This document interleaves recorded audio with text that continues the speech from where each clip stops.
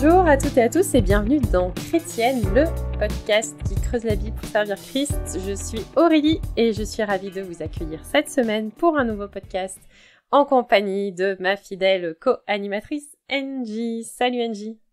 Salut Aurélie, comment vas-tu? Ça va bien, écoute, ça va bien. Je me réjouis de pouvoir continuer de creuser la Bible avec toi. Je trouve que c'est toujours encourageant, ça nous challenge personnellement. C'est toujours un défi de pouvoir trouver du temps sans être avec des allumettes sur les yeux pour rester concentré.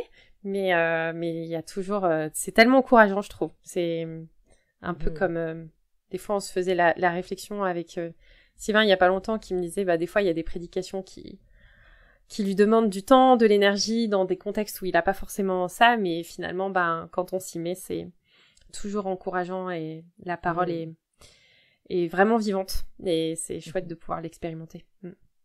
Amen. Aujourd'hui, on continue notre périple dans l'Évangile selon Matthieu. Périple à durée indéterminée, si je peux vous le rappeler. Et on va aujourd'hui rentrer dans le vif du sujet par rapport au chapitre 2. On a vu dans le chapitre 1, à travers 2 podcasts, la généalogie et la conception miraculeuse de Jésus. Dans le chapitre 2, Matthieu va nous donner le contexte un peu géopolitique de la naissance de ce roi tant attendu, ce libérateur d'Israël. Et j'aimerais que nous examinions ensemble 3 acteurs principaux de ce chapitre. J'aime bien m'arrêter un petit peu sur des personnages parce qu'en fait, ils ont beaucoup de choses à nous apprendre.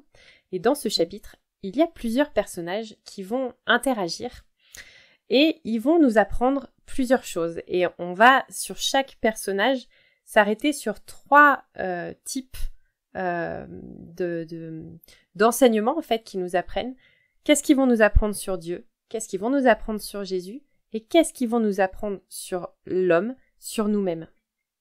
Matthieu ne nous parle pas de la naissance de Jésus à proprement parler. Luc, lui, va le faire d'une manière plus détaillée dans son évangile. Ces 2 auteurs se complètent assez merveilleusement bien d'ailleurs sur les récits de la nativité. Matthieu, lui, se concentre plutôt sur la période qui va suivre la naissance de Jésus. Matthieu 2, 1 dit « Jésus était né à Bethléem ». Son intérêt est de nous dresser le contexte qui va suivre l'époque de la naissance de Jésus. Matthieu 2 répond finalement à 2 questions. Dans quel monde est né Jésus? Et qu'est-ce que Jésus peut apporter à ce monde? Et j'apprécie beaucoup que tu fasses cette étude à travers les lunettes de ces différents personnages. Et c'est vraiment un modèle pour nous. Quand on étudie la Bible, on peut prendre le même passage de différents angles. Et on doit, par exemple, si on veut vraiment creuser, on doit se mettre dans les souliers des différents personnages. Ensuite, on doit peut-être décortiquer le passage selon les verbes principaux. Quelle est l'action? Et comment est-ce qu'on diviserait la structure d'un passage? Ou peut-être dans la localité, ok? On commence à Nazareth. Ensuite, on passe à Bethléem et ensuite en Égypte. Donc, tous ces différents outils nous aident à aller plus loin et j'apprécie que tu nous donnes ce modèle pour ceux qui veulent faire leurs propres études, que ce soit en Matthieu pour eux-mêmes, que ce soit dans un autre livre de la Bible. Donc, foncez-y. Et la première personne que nous trouvons dans Matthieu 2, c'est Hérode. Et Jésus est né dans une société païenne. Et voilà ce premier personnage cité du chapitre qui nous révèle cette triste réalité qui est Hérode. Hérode a été nommé roi de toute la Judée par les Romains en 37 avant Jésus-Christ. 37. Hérode était connu pour sa cruauté et sa ruse malfaisante. C'est à lui c'est lui qui a mis fin au règne des Hasmonéens, qui étaient les descendants des Maccabées, ce sont ces Juifs dans la période intertestamentale, qui étaient comme les descendants de ceux qui étaient retournés après l'exil en Babylone. Et il les a mis fin à leur règne par sa prise de Jérusalem. Ensuite, il a tué 45 membres du Sanhédrin, qui était un peu ce qui restait de cette reste après le règne des Asmonéens. Et puis, il a tué même sa seconde femme, appelée Marianne, et 2 de ses fils. Et il était rusé pour prendre le trône en se mariant avec une femme juive. Donc, Hérode était un descendant d'Édom. Dans l'arbre généalogique figure Ésaü. Donc, dans ce sens, il n'a aucune légitimité pour gouverner sur un territoire juif, selon Deutéronome 17:15. Et lorsque la nouvelle de la naissance d'un autre roi, qui plus est juif, lui parvient, Matthieu nous dit qu'Hérode en fut troublé, c'est-à-dire littéralement agité, comme si cette nouvelle venait le menacer directement et perturber la tranquillité de son règne. Hérode va avoir connaissance du lieu de cette naissance de Jésus par ses spécialistes de la loi, qui connaissaient les prophéties par rapport à la naissance du Sauveur. Et il va chercher à connaître l'âge de l'enfant en questionnant les mages.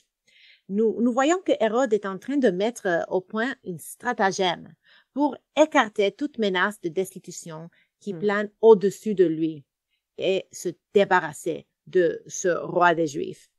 Et au verset 16, Hérode constate que son stratagème ne fonctionne pas et cela va le rendre furieux. Je pense au pharaon furieux en Exode 1 et au Hérode furieux en Matthieu 2. Et il va donc ordonner le massacre de tous les garçons du moins de 2 ans. Hérode agit comme Pharaon en Exode 1, qui avait imité l'ordre aux sages-femmes hébreux de tuer tous les garçons qui venaient au monde. Encore une fois, son plan va échouer, car l'enfant tant recherché sera épargné. Hérode est définitivement un homme orgueilleux, méchant et cruel. Il est celui auquel personne ne veut ressembler. D'ailleurs, que pourrions-nous avoir en commun avec un tel dictateur qui vient dans les traces de Satan lui-même? Il y a toujours des méchants dans les meilleures histoires. C'est ça qu'il faut se dire des fois. Alors, qu'est-ce qu'Hérode peut bien nous apprendre sur Dieu ? Deux réflexions que je me suis faites, c'est que Dieu a placé Hérode au poste de roi de la Judée à une époque choisie. Ce n'était pas un hasard que Jésus naisse à ce moment-là. Dieu aurait pu préparer un contexte beaucoup plus facile pour la naissance de son propre fils. Après tout, Jésus est vraiment un enfant roi. Nous-mêmes, nous voulons le meilleur pour nos enfants. Mais Dieu, dans sa bonté et sa pleine souveraineté, il a tout de même fait naître son propre fils, le sauveur de l'humanité, dans un contexte difficile et dangereux. Dès le début, Dieu n'a pas épargné son propre fils. Le projet de Dieu n'est pas de nous extraire du monde, ni de nous épargner de tout danger, et il nous le montre avec la naissance et le contexte qu'il a préparé pour son propre fils. Dieu veut nous sauver de nos péchés. Il veut s'attaquer au mal à la racine, et pour accomplir ce projet, il fallait que Dieu naisse à cette époque précisément et dans ce contexte difficile et dangereux précisément. La deuxième chose, c'est que même l'homme le plus puissant d'un territoire n'arrive pas à interférer dans les projets de Dieu. Et ça, c'est un encouragement puissant pour nous aujourd'hui. Dieu accomplit toujours ses promesses. Nous n'avons pas à craindre des hommes, quand bien même cruels, des dictateurs sanguinaires, des hommes sans foi ni loi, qui vivent même encore aujourd'hui à notre époque. Nous n'avons pas à les craindre. Dieu veille. Rappelons-nous qu'ils ne peuvent pas porter atteinte à notre âme. Nous n'avons pas à douter que Dieu aura toujours le dernier mot et qu'il reste à sa manière au contrôle du monde. J'étais interpellée, Pascal Denot, dans la prédication qu'il fait, il me semble, sur le passage justement du massacre des enfants qui est ordonné par Hérode. Non, peut-être sur une autre. Bref, je sais plus, je la retrouverai, je le mettrai en commentaire. Il explique que parfois, Dieu agit d'une manière si ordinaire qu'on a l'impression qu'il n'agit pas. Et je trouve ça intéressant de se rendre compte que on pourrait se dire, mais quand même, Dieu, il aurait pu préparer les choses d'une manière à ce que le travail de Joseph, la mission de Joseph soit plus simple. Et il aurait pu faire en sorte que, voilà, et presque on pourrait se dire, mais en fait, Dieu, il a rien fait là. Il a conçu Jésus et puis il a dit, débrouillez-vous. Et parfois, on a un peu cette impression-là dans nos propres vies, en se disant, mais en fait, Dieu, il est plus là, quoi.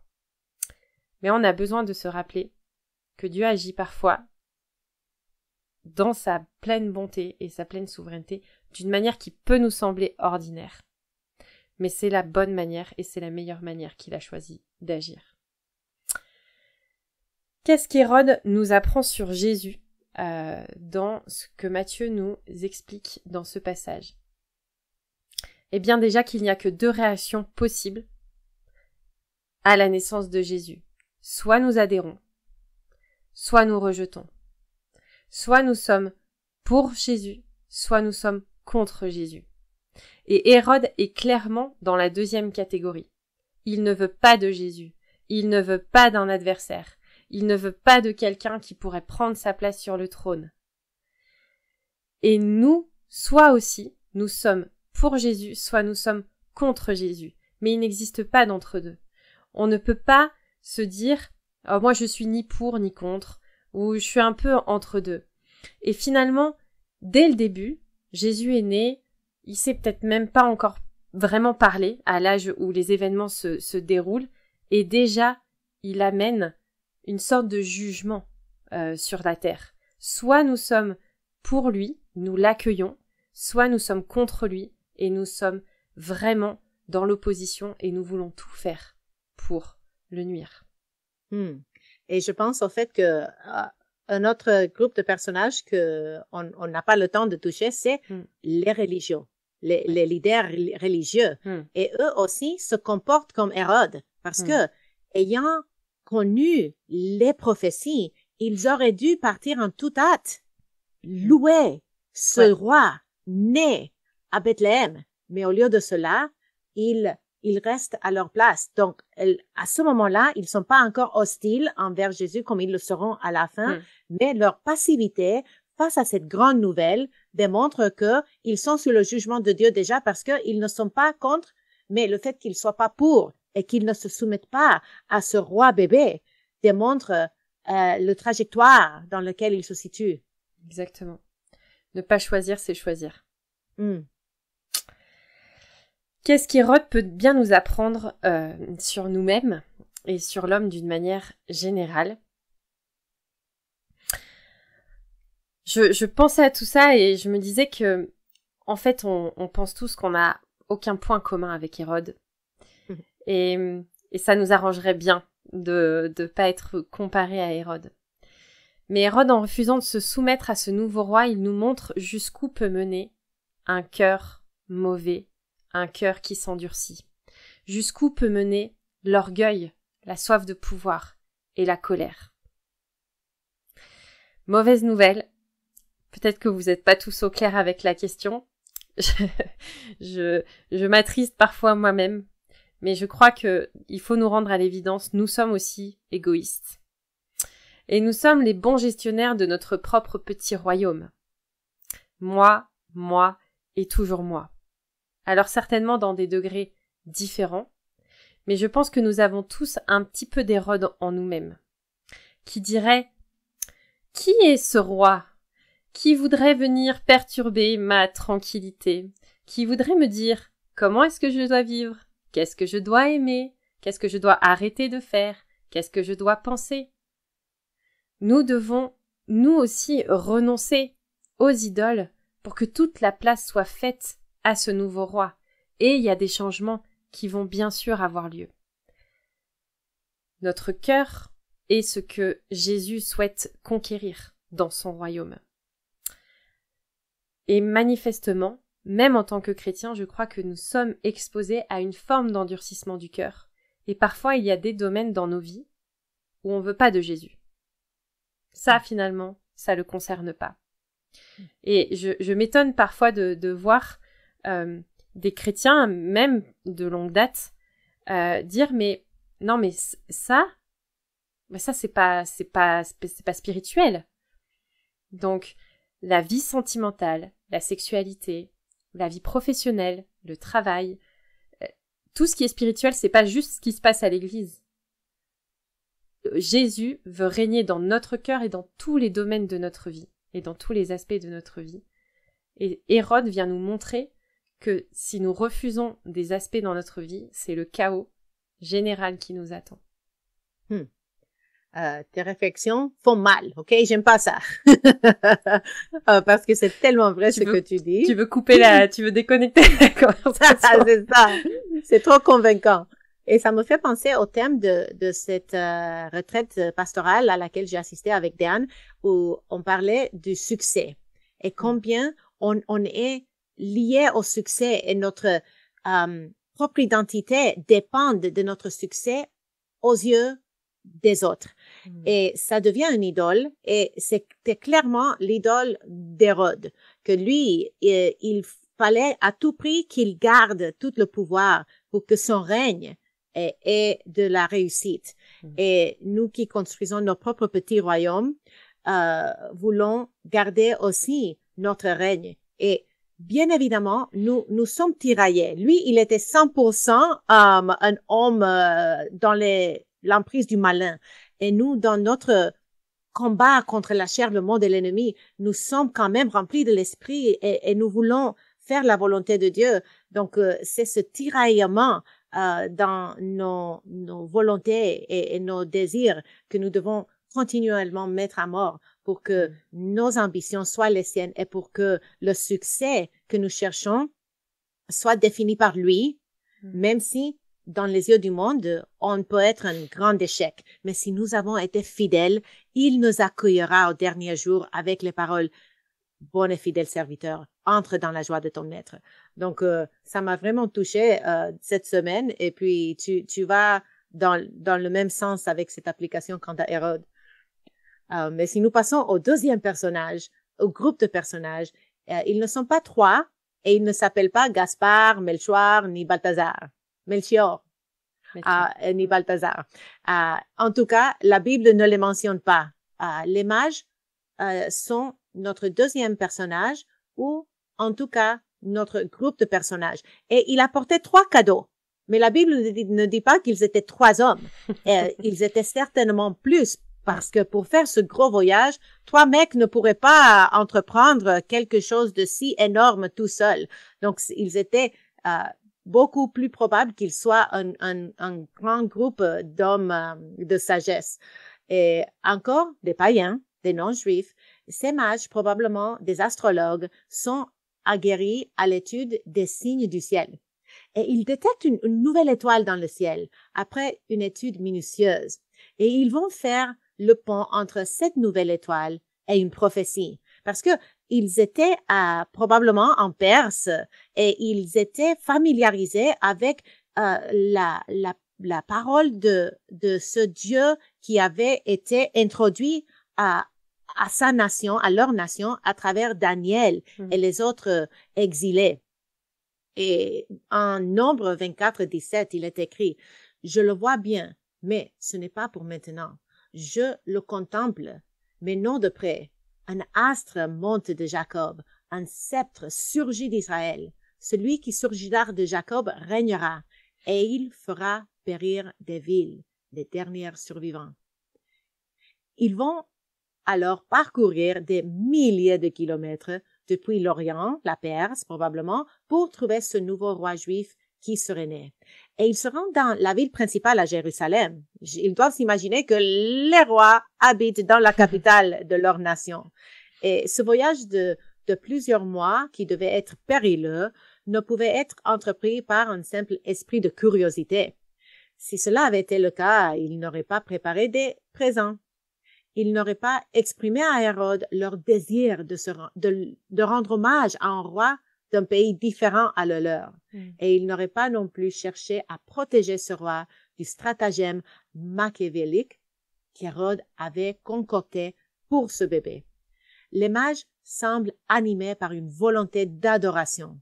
Et nous notons au verset 10 qu'ils sont remplis de joie lorsque l'étoile apparaît et qu'elle s'arrête devant la maison où se trouve Jésus.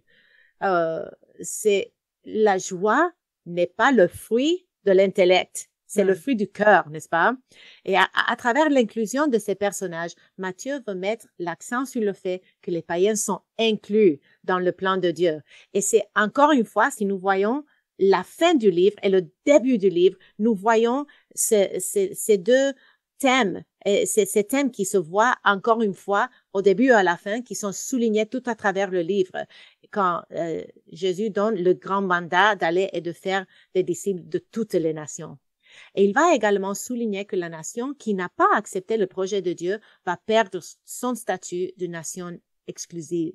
Matthieu 21, 43 a dit, « Le royaume de Dieu vous sera enlevé. » Et pour citer un autre évangéliste, Jean 1, dit, « La parole est venue chez les siens, les Juifs, et ils ne l'ont point reçue. » Alors, qu'est-ce que nos rois mages, non, ils n'étaient pas rois non plus, qu'est-ce que les mages nous apprennent sur Dieu?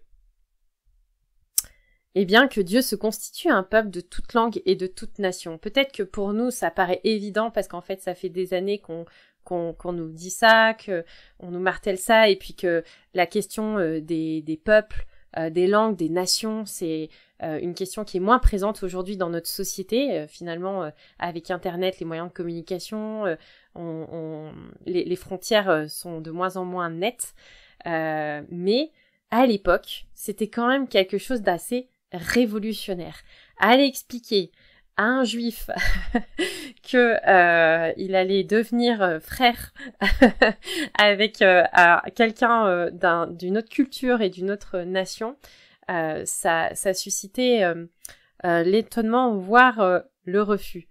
Le salut est pour tous les hommes, et ça, c'est une excellente nouvelle.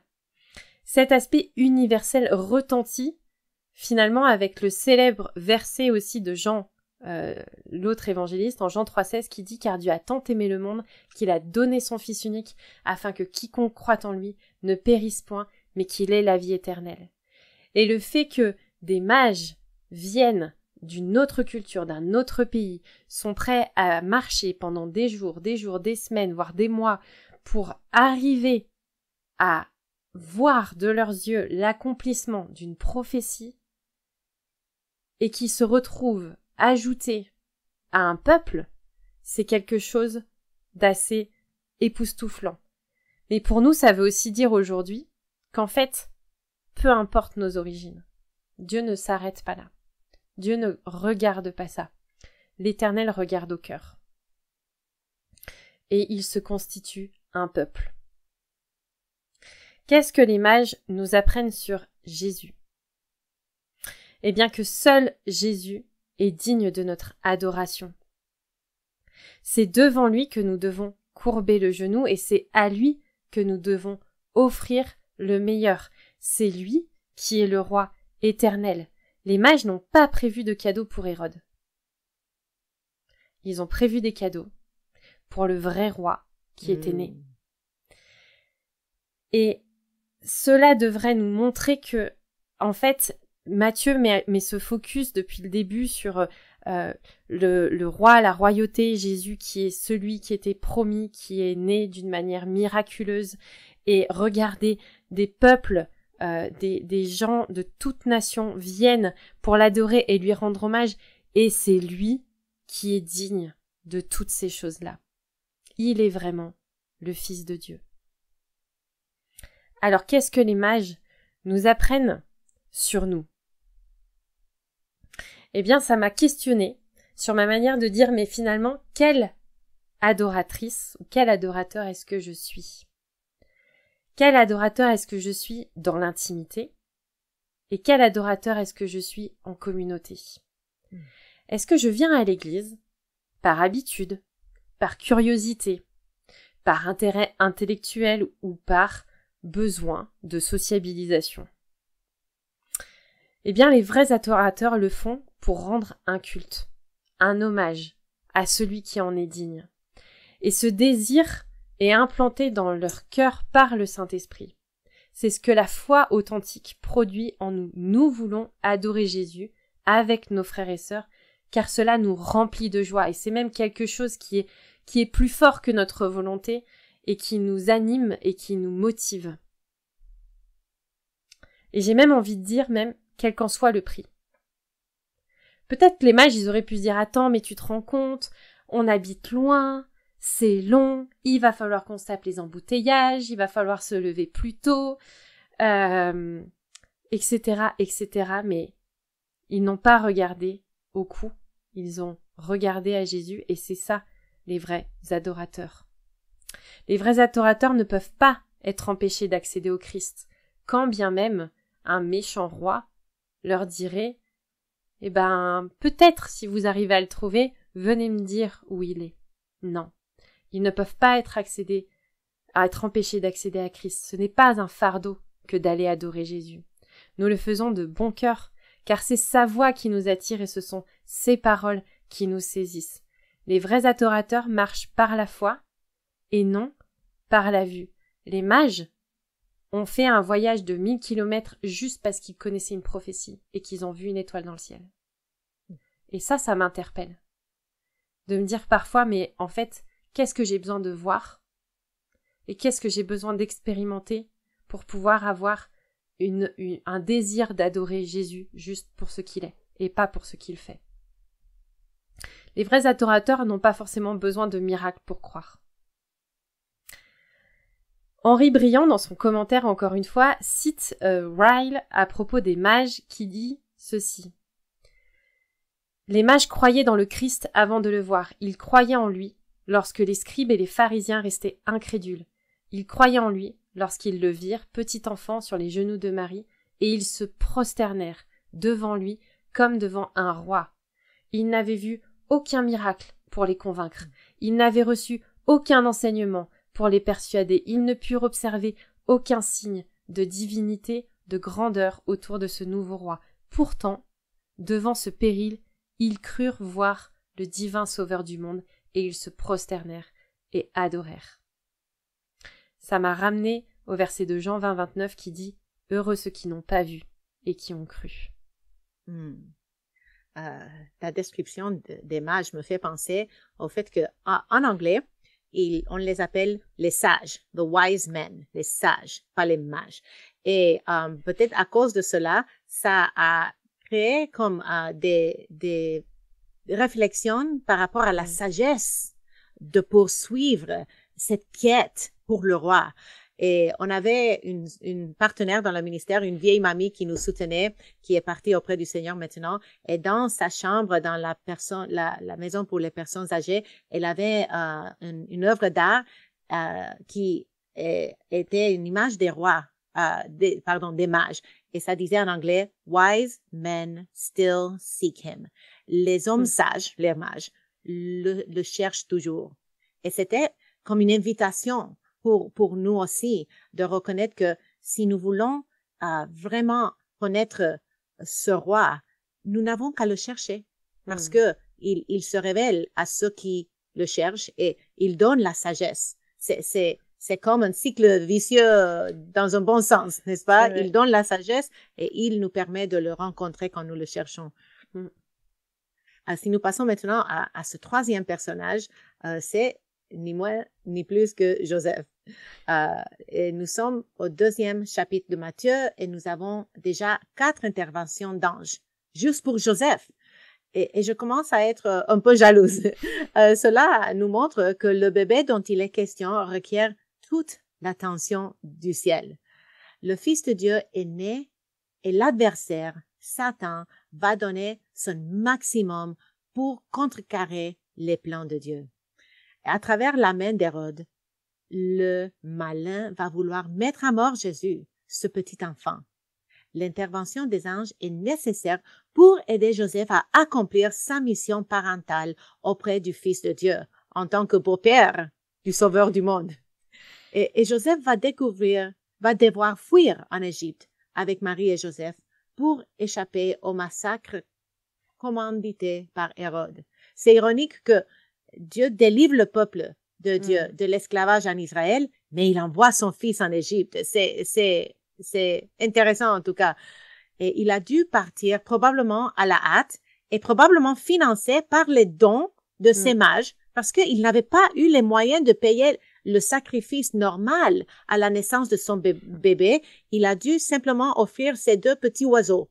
Donc, il était dépourvu de moyens pour entreprendre ce long voyage, mais grâce à l'arrivée de ces mages, il était maintenant assez financé pour prendre ce voyage en sécurité et échapper à ce massacre d'Hérode.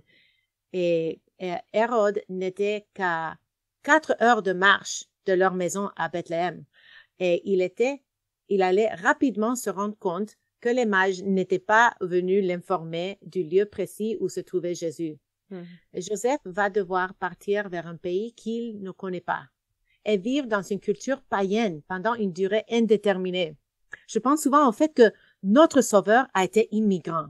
Il a appris une autre langue. Il a connu une culture et ses parents ont connu une culture différente de la leur. Et ça est facile pour nous ensuite de sympathiser avec les immigrants, ou bien moi, en tant que fille d'immigrant, penser au courage que mes parents ont eu de quitter tout ce qu'ils avaient connu, et c'était pour nous offrir une meilleure vie. Combien de plus Joseph et Marie ont dû démontrer un courage qui ne vient que de Dieu, d'échapper probablement à cachette la nuit pour éviter la colère d'un roi méchant et s'installer là où il n'avait pas de lien parental. Il n'y avait personne. Peut-être ils ont rencontré des Juifs de la diaspora, on ne sait pas, mais en tout cas, Joseph va devoir partir et faire confiance à Dieu qui oriente ses choix et continue de l'équiper pour prendre soin de sa famille.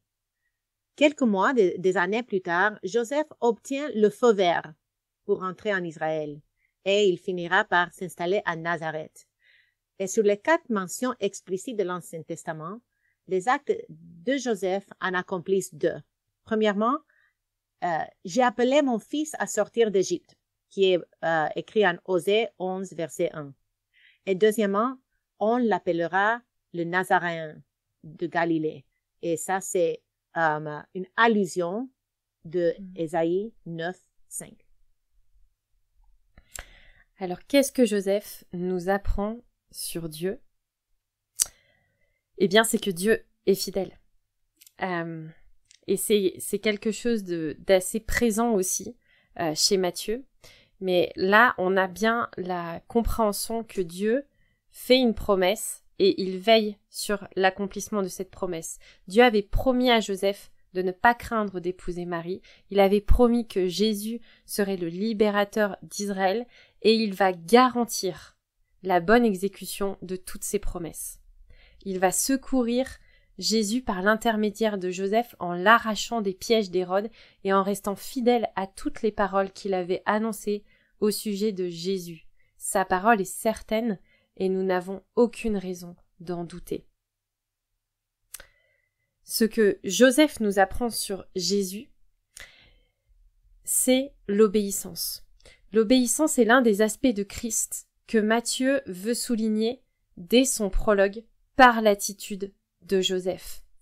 Joseph est en quelque sorte un type de Christ, ici, dans ces 2 chapitres.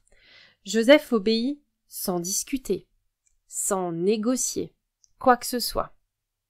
Rappelons-nous Moïse, quand il lui a été dit « retourne en Égypte », il a négocié, à plusieurs reprises, sur plusieurs points. Joseph, depuis le début quand même, il se pose des questions sur est-ce que sa femme a été adultère ou pas. Est-ce que, voilà, il est dans un pays étranger, il se retrouve à devoir fuir dans un pays étranger où il y a pas de quoi vivre sa foi, pas de quoi parler, peut-être qu'il connaissait même pas du tout la langue, il avait aucune notion comme tu l'as souligné, mais il bronche pas, hein. Joseph obéit sans discuter ni négocier. Il se laisse conduire. Et pour pouvoir avoir cette attitude-là, c'est parce qu'il a confiance en Dieu. Et il sait que si Dieu l'appelle à fuir, c'est que il est nécessaire de fuir et qu'il peut lui faire confiance. Dieu a préparé certainement quelque chose en Égypte pour qu'il puisse être protégé en attendant de pouvoir revenir quand les choses se seront calmées. Romains 5, 19 nous dit « Car comme par la désobéissance d'un seul homme beaucoup ont été rendus pécheurs, d'eux-mêmes, par l'obéissance d'un seul, beaucoup seront rendus justes. » Si Christ n'avait pas été obéissant jusqu'à la fin de sa mission, nous n'aurions pas le privilège d'être appelés aujourd'hui enfants de Dieu, et nous avons besoin, je crois, de nous inspirer de l'attitude de Joseph et de la manière de nous appliquer à l'étude et à la pratique, la mise en pratique de la parole de Dieu. Et enfin, qu'est-ce que Jésus nous apprend sur l'homme ? Eh bien, ça m'a amené un petit peu ce type de question personnelle en me disant, mais quel type de servante est-ce que je suis ? Quel type de serviteur est-ce que tu es ? Joseph nous montre quand même une belle manière de servir. C'est un homme réfléchi, bon, obéissant, à l'écoute. Je me dis que si un tel homme passe dans le coin, j'aimerais lui dire d'épouser ma fille. À chacune des étapes, il n'a pas agi selon la crainte des hommes, le regard des autres, les moqueries que pouvait susciter par exemple la grossesse hors mariage de Marie. Non, cela ne l'a pas dévié de sa mission. Il n'a pas agi selon la peur qu'Hérode devait susciter. Les intimidations et les menaces ne l'ont pas contraint à la compromission, il est resté aux ordres de Dieu. Alors qu'il vivait dans un pays où tout le monde connaissait Hérode pour sa cruauté, sa méchanceté, et quand il est dit en plus dans le texte qu'Hérode apprit la naissance de ce roi, qu'il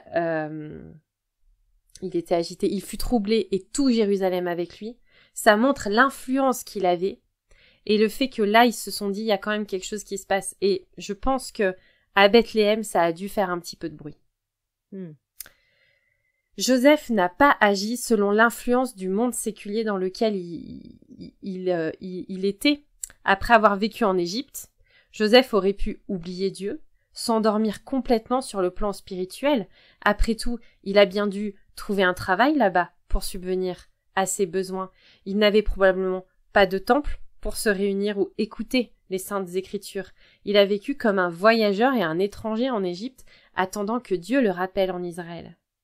Et nous, parfois, nous sommes là, dans des contextes où, on n'a peut-être pas forcément une église très dynamique, on n'a peut-être pas forcément un contexte professionnel propice ou éthiquement correct sur tous les plans. Et on pourrait en fait transformer un petit peu tout ça par des excuses en se disant oui, mais voilà, tu vois, moi, etc., etc. Et Joseph est resté à l'écoute parce qu'il savait qu'à un moment donné, Dieu allait le rappeler et lui dire « c'est bon maintenant, vous pouvez rentrer ». Et pour pouvoir entendre ce rappel de Dieu, il fallait rester spirituellement éveillé. Dans toutes ces choses, Joseph est resté attentif à une seule voix, celle de Dieu. Un serviteur efficace est un serviteur qui craint Dieu, qui vit selon ses préceptes et qui sait s'attacher aux choses invisibles. Alors cette invitation que je me lance et que je vous lance, c'est que notre cœur de serviteur et de servante puisse grandir en amour pour Dieu, en zèle pour l'annonce de son évangile et en patience dans l'attente de son retour, que nous soyons trouvés des serviteurs éveillés. Amen. Et je pense aussi au fait que Marie, nous savons bien qu'elle connaissait les Écritures. Parce que en Luc, son chant d'adoration, le Magnificat, démontre sa profonde connaissance des Écritures. Et elle ne cite pas un passage, elle cite plusieurs passages et elle les tisse ensemble.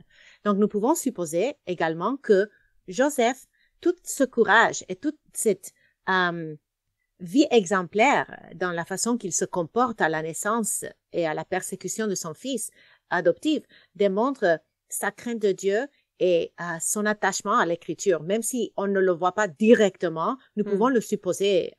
Et nous voyons cela aussi dans le fait que quand Jésus grandit, et il a 12 ans et il part au temple, si les docteurs de la loi étaient bouleversés, étaient étonnés par la connaissance de ce gosse de 12 ans, c'est parce que ses parents et sa communauté lui avaient inculqué, parce que Jésus, étant 100% homme, n'était pas né avec le Torah mémorisé en tant qu'être humain. Et c'est au sein de son foyer, et certainement dans sa famille élargie, qu'il a appris à méditer les saintes écritures. Donc, tout cela, nous pouvons le supposer, mais c'est pas farfelu de le faire. Donc, merci pour toutes ces réflexions qui nous ont fait ne pas simplement lire et passer de côté de ces leçons pour nous, mais de voir combien la Bible parle aujourd'hui. Et elle nous donne des leçons pour vivre comme le peuple élu de Dieu sur la puissance de son esprit à travers les modèles de la foi. Et je sais que Jésus est le seul héros, le vrai héros. Mais il nous donne des exemples moraux pour que nous soyons inspirés, tout en donnant toute la gloire à Jésus et le mettant en premier rang. Amen, ma sœur. Eh bien, voilà, ce podcast est terminé. Nous vous souhaitons à toutes et à tous une bonne journée, bonne soirée, bonne nuit. Je ne sais pas à quelle heure vous allez écouter ce podcast, mais il fait le tour des cadrans et tant que vous comprenez le français, eh bien, voilà. Merci de votre écoute, merci de votre fidélité. On se retrouve la semaine prochaine pour un nouveau podcast. Si vous souhaitez nous écrire, n'hésitez pas, vous pouvez le faire à chrétienausingulier@toutpoursagloire.com. Angie, je te souhaite une bonne semaine et je te dis à mardi prochain. À mardi prochain.